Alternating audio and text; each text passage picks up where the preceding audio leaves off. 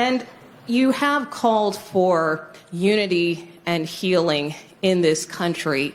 But after the events of Wednesday, does that make your job easier or harder? I think it makes my job easier, quite frankly. I've had a number of my Republican colleagues, former colleagues, I used to serve in the Senate for a long time, call me. Many of them are as outraged and disappointed and embarrassed and mortified by the president's conduct as I am, and Democrats are. And I think I have said from the beginning, and I have not changed my view, my overarching objective is to unify this country. We must unify the country. And I think that you've heard me say this before, and I apologize for repeating myself, but understandably the questions are repetitive and good. I mean, I'm not being critical of the question.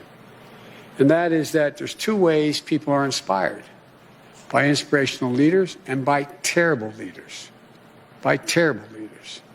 What this president has done is ripped the Band-Aid all the way off to let the country know who he is and what he's about and how thoroughly unfit for office he is.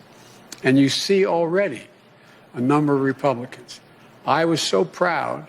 I know we're on opposite sides. I'll get criticized from some of the people in my party for saying this, but I've worked very hard with and against the former, soon-to-be former Majority Leader, Mitch McConnell. I thought what he said on the floor of the United States Senate was, in fact, the right thing to do. He stood up. He's ashamed. I spoke with a guy I have enormous respect for,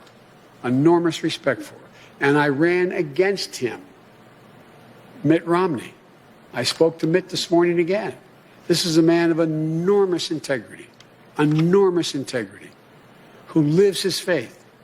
There are so many more, but there's others who should be ashamed of themselves. But they make up a minority of the Republican Party. This isn't about Republican Democrat anymore.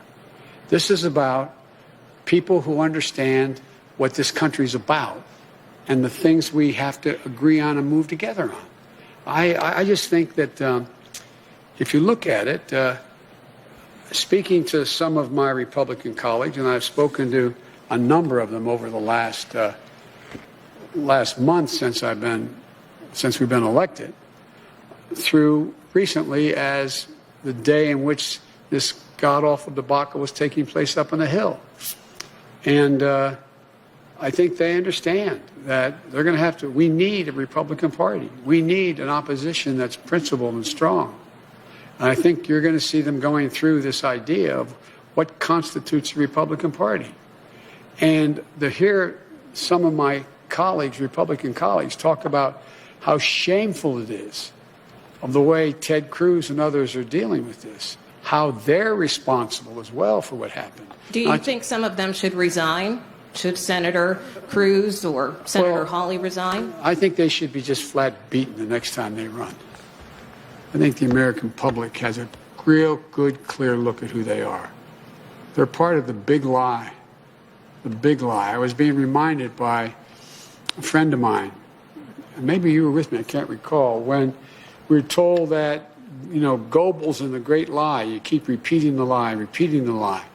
Well, there was a print that when Dresden was bombed, firebombed, there were 250 people that were killed. Or was it 2,500 people were killed? And Goebbels said, no, 25,000 or 250,000 were killed. And our papers printed that. Our papers printed it. It's the big lie. People will know it's one thing for one man, one woman, to repeat the lie over and over and over again. By the way, Trump said that before he ran. If you say it enough, I'm going to convince you. I'll say it enough. The press is bad. The press is bad. The press is bad. The press is bad. If he's the only one saying it, that's one thing. But the acolytes that follow him, like Cruz and others, they are as responsible as he is. And so it's not about whether or not they get impeached.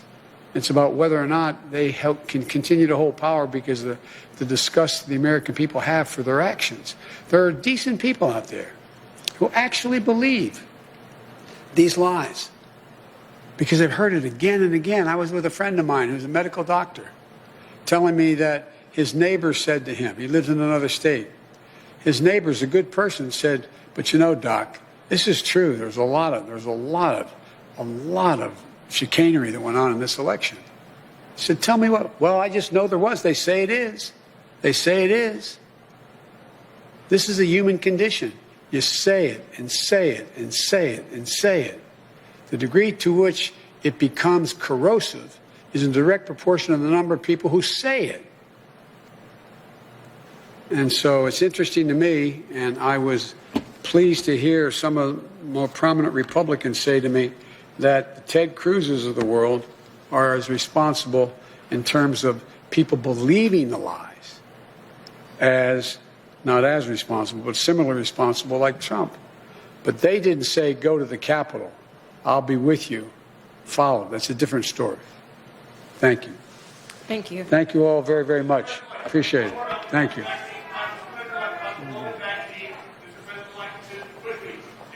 All the available doses, can you guarantee that everybody can get their second shot on time? The answer is I'll be talking about that on Friday. On Friday? On Thursday?